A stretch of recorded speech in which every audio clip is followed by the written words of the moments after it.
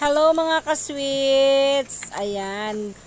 Magluluto ngayon ako ng egg pero hindi siya fried. Bawal kasi sa anak ko. Bawal ang fried ngayon. Bawal ang mamantika sa kanya. Kaya ima-microwave ko lang yung kanyang egg. Ayan. Thank God na meron akong microwavable na pangluto sa egg. Nabili ko lang to sa online shop, sa live selling. Ayan, nabili ko lang yung pangluto namin ng egg sa microwave. Bawal kasi sa ngayon sa mamantika dahil meron siya ngayon na infection sa ihi at saka meron siyang pneumonia.